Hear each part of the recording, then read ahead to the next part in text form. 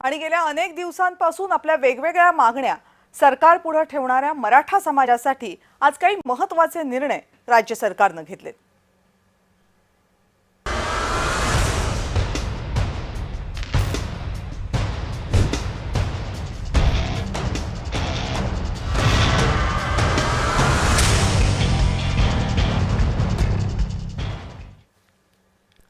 मराठा समाजाच्या शैक्षणिक आणि आर्थिक प्रगतीसाठी फडणवीस सरकारने आज एक अत्यंत मोठा आणि ऐतिहासिक निर्णय घेतलाय। आता इतर मागासवर्गीय म्हणजे ओबीसी समाजाप्रमाणेच मराठा समाजातील विद्यार्थ्यांनाही सगळ्या शैक्षणिक सवलती, सोयी सुविधा आणि विविध योजनांचा लाभ मिळणार आहे। सरकारने मराठा समाजासाठी ओबीसींप्रमाणेच 8 प्रमुख योजना सुरू करण्याचा निर्णय जाहीर केलाय।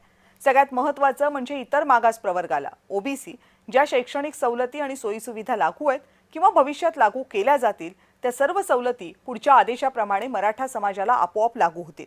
या निर्णयामुळे मराठा समाजातील लाखो विद्यार्थ्यांना उच्च शिक्षण, व्यावसायिक अभ्यासक्रम आणि फी प्रतिपूर्तीसाठी मोठा आर्थिक आधार मिळेल। ओबीसींच्या आरक्षणाला धक्का न लावता त्यांच्या तोडीस तोड सर्व शैक्षणिक आणि आर्थिक सोयी सुविधा मराठा समाजाला देण्याच्या दृष्टीने सरकारने टाकलेलं हे एक मोठं पाऊल मानलं जाते। मराठा समाजाच्या बहुतांश नेत्यांनी या निर्णयाचं स्वागत केलं।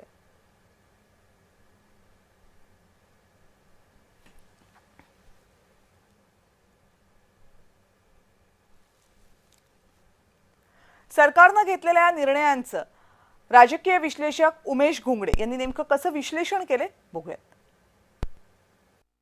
राज्य सरकारचा आज खरं तर तो क्रांतिकारक निर्णय म्हणावा लागेल।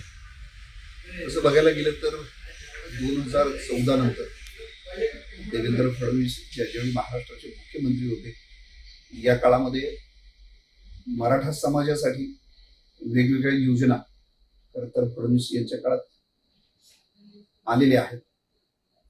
माझा तर दावा असा आहे की महाराष्ट्राच्या एकूण इतिहासामध्ये मराठा समाजासाठी म्हणून वेगवेगळ्या योजना मराठा विद्यार्थी असतील किंवा एकूणच मराठा समाजाच्या कल्याणाच्या ज्या योजना सर्वाधिक योजना या देवेंद्र फडणवीस मुख्यमंत्री असण्याच्या काळातल्या आहेत। आपण 2014 ते 19 या काळात बघितलं असेल।